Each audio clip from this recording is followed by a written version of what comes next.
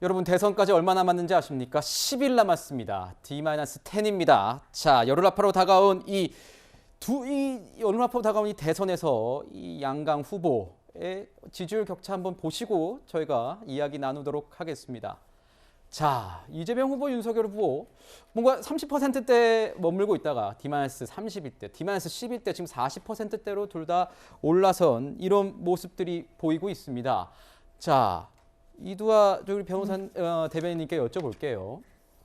이 상황이라는 게 뭐 일각에서는 이 대선이 이제 가까워지면서 다 결집하는 모양새 아니겠냐? 지지층이 다 결집해서 다 40%대 넘고 있는 거 아니야? 결국은 1.5%, 1% 내에서 승자가 날 것이다. 이렇게 예측하는 사람들이 많은데 어떻게 보십니까? 사실 저희가 선거가 시작되면서 공식 선거운동 시작하고 이러면서도 계속 말씀드렸던 내용 같아요. 이번 선거는 여야 모두 사실 박빙일 수 있다 이런 생각을 할 수밖에 없고요. 지지층이 결집하는 그런 현상이 보이고 있습니다. 그래서 각 여야 모두 조금씩 올라가는 거예요. 이제 소폭 다 상승하는데 어느 정도 상승하느냐 따라 차이가 있어서 뭐 좀 더 붙기도 하고 벌어지기도 하고 이 정도의 차이지 지지층이 다 결집을 하고 일단 부동층이 좀 줄어들거든요. 이제 다 마음을 정하시는 거예요. 공식 선거운동 기간이 되면 마음을 정하고 있으셔서 그러신 거고요. 아까도 제가 말씀드렸지만 23일부터 28일 사이에 오늘도 이루어지고 있습니다. 이제 재외동포들이 투표를 또 하고 계시거든요. 이런 정말 이제 투표를 하고 있는 그러니까 선거의 한복판에 들어와 있는 형편이기 때문에 지지층들이 이제는 마음을 드러내고 있다 이렇게 말씀을 드릴 수 있고요. 그래서 아마 표차가 지금 뭐 단일화가 어떻게 되든 어떤 결과가 있든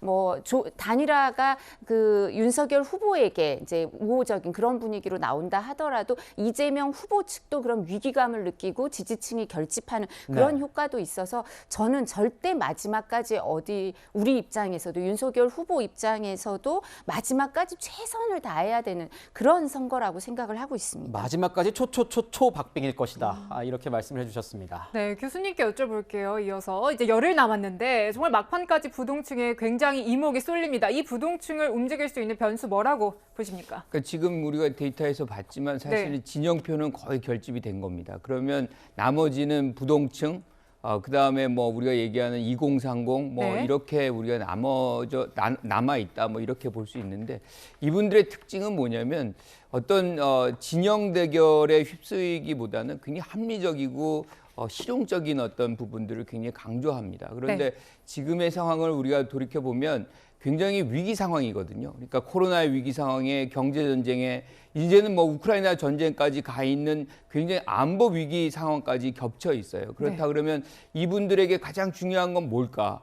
이런 위기를 가장 잘 극복할 수 있는 사람이 누구냐에 집중할 가능성이 매우 높습니다. 그래서 그러한 부분이 마지막 단계에서 아마 지지율을 결정하는 그런 요인으로 작동할 가능성이 매우 크다. 저는 이렇게 생각합니다. 네, 여야 모두 이 상황에서 투표율을 높여야 된다 이렇게 사활을 걸고 있는 상황인 것 같습니다. 투표하겠다는 이 사람들은 얼마나 될까요? 저희가 지금 보니까요, 2022년 대선에서 투표하겠다, 반드시 투표 83%입니다. 가장 높네요. 이 근래 한 10년 있었던 이 여론조사 중에서 가장 높은 건데 투표 의향 이 높은 이유가 뭔지도 좀 궁금합니다. 차장님, 사실은 비호감 대선이라고 계속 얘기했었는데 비호감 대선이면 투표장 안 갈 것 같은데 투표하겠다는 사람들은 많네요. 비호감 대선이기 때문에 저는 투표율이 높아질 수 있다고 봅니다. 오히려. 네, 왜냐하면 좋아하지 않는 사람을 어떻게든지 떨어뜨려야 될 거 아닙니까? 그러니까 좋아하는 후보는 없다 하더라도 더 싫은 후보를 떨어뜨리기 위해서 내 한 표가 결정권을 가지고 있다는 의식을 할 수 있기 때문에 많은 국민들이 투표권을 행사할 것이라고 보고요. 지금까지 여론조사는 어떻게 보면 실제 대선 투표의 결과를 짐작하게 하는 하나의 그 예상 지표거든요. 예상 지표. 네. 그리고 지금 여론조사와 투표가 다른 것은 뭐냐면요. 여론조사는 우리 국민 유권자 4,400만 명 정도 되는데 이분들이 다 투표하는 것을 가정한 지표입니다. 물론 모름 무응답이 있기 때문에 그만큼의 어떤 투표율을 상쇄할 수는 있지만 실제 투표라는 것은 투표장에 가서 기표 행위를 한 분들이 모두 100%가 되는 겁니다. 이분들 중에 누가 한 표라도 더 얻느냐에 따라서 이 당락이 결정되기 때문에 앞으로 지금 2030 투표율이 중요하다고 하는 이유가 2030에서 여론에서는 높은 지지율을 받았지만 실제 투표율에서 2030 지지율이 역대 선거에서는 상당히 평균 투표율보다 낮았거든요. 네. 이런 것이 현상이 이번에도 반복된다라면 2030 여론조사에서는 앞서지만 실제 투표율에서는 덜 그 투표를 얻는 후보에게 불리하게 작용할 가능성이 있고요. 또 지금 호남에서 윤석열 후보 지지율이 30%에 육박한다라는 여론조사가 나왔지만 실제 실제 투표장에서 이 호남에서 윤석열 후보가 그렇게 많은 득표를 할 것이냐, 이것도 네. 하나의 변수입니다. 아하. 또 한 가지는 뭐냐면 충청에서, 그러니까 윤석열 후보가 지금 충청 출신 첫 대선 후보, 뭐 당선권에 근접해 있던 후보라고 하지 않습니까?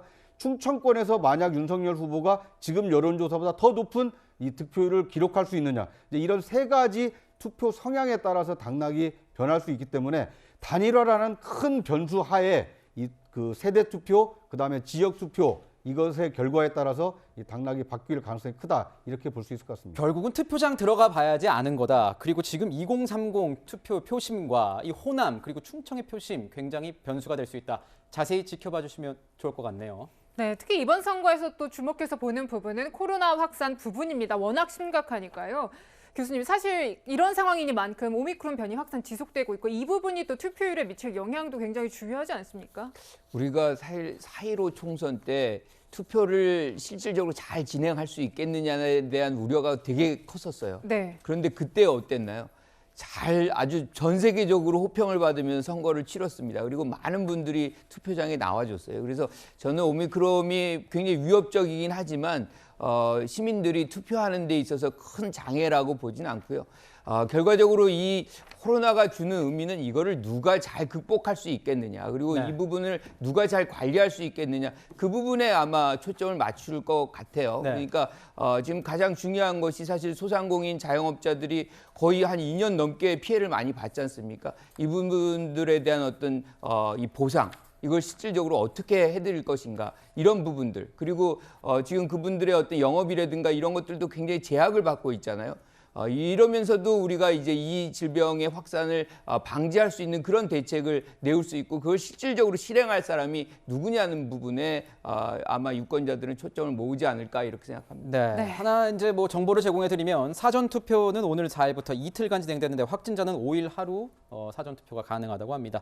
확진자와 격리자는 이 사전 투표 2일차인 다음 달 5일 이 방역 당국 외출 허용 시각부터 오후 6시 전까지 투표소에 도착하면 투표를 할 수 있다고 합니다. 이 가운데 제가 한번 궁금한 게 있습니다. 이렇게 대변인님 나오셨으니까 여쭤볼게요. 지금 보면 자, 전체 투표율이 높으면 야권에 유리하다고 본다. 뭐 이런 얘기가 통설로 있고, 또 사전 투표율 증가는 진보 진영에, 본 투표 증가율은 보수 진영에 유리하다는 이런 통설도 있습니다. 근데 이런 가운데 이 극우층이라고 할까요?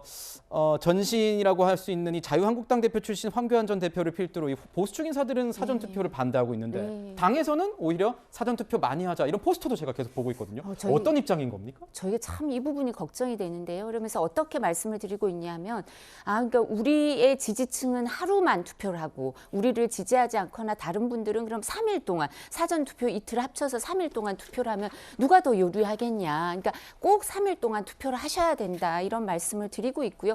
근데 참 안타까운 게 이제 잘못된 정보도 있겠지만 중앙선관위나 아니면 그 지금 대통령께서 중립 내각을 못 만들었기 때문에 이런 부분 일조하고 있는 게 아닌가 싶어요. 선관위 모든 직원들이 그 상임위원을 비상임위원 조혜주 씨를 다시 임명하는 데 대해서 반박해서 성명서를 냈잖아요. 선관위 60여 년 역사에서 처음 있었던 일이거든요. 그러니까 저희가 아무리 부정선거 없다, 그 선거와 관련돼서 조금의 실수는 있을지 몰라도 그런 일 없다라고 말씀을 드려도 막 선관위 직원들이 성명서도 내고 하니까 뭔가 있는 거 아니냐고 우려하시는 분들이 있는데요. 절대 그런 일은 있을 수가 없고, 법을 개정해서 여야 모두 법을 개정해서 CCTV도 많이 달고 이런 부분에 대해서 여러 가지 보완책을 만들었으니까 사전 투표를 많이 하십사 저희가 말씀을 드리고 있어요. 네, 그래서 이 부분 그렇군요. 안심하고 꼭 해주시고요. 또 하나 드리고 싶은 말씀은, 사실 이제 오미크론은 감염자 자영업자 숫자가 저희가 세계적으로 많은 게 사실이에요.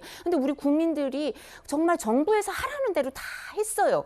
QR코드 찍으라 그러면 찍고 마스크 다 열심히 쓰라 그러면 쓰고 뭐든지 하라는 대로 다 했는데 왜 지금 와서 이렇게 오미크론 숫자는 세계적으로 제일 높은 수치 중에 육박하냐. 이런 부분 국민들이 생각해 주실 거라고 생각하고요. 소상공인 자영업자 보상은 헌법적인 권리이기 때문에 재정에서 이 부분부터 따로 떼놓고 의무적으로 해줘야 되는 부분인데 이걸 이렇게 늦추다가 제대로 보완이 안 되고 있고요. 저희는 이번에 추경할 때도 계속 1,000만 원은 줘야 된다. 네. 이렇게 말씀을 드렸다는 거 다시 한번 말씀드립니다. 네, 또 뭐 정보를 드리자면 아까 뭐 사전 투표함 얘기해 주셨지만 또 요즘에 CCTV로 촬영되고 네. 있고 지문 인식과 뭐 영상 위조 방지 뭐 이런 것까지 또 여러 가지 또 이렇게 저희가 더 기구가 또 안타까워서 있고 열심히 얘기하고 있다고 있어요. 하더라고요. 예, 이거는 뭐 선거 정보로서 저희가 알려드리는 거니까요. 네, 말씀드리겠습니다. 네, 자 이번 순서에서는 열흘 앞두고 대선 열흘 앞두고 여전히 초박빙인 민심 중심으로 분석을 해봤습니다.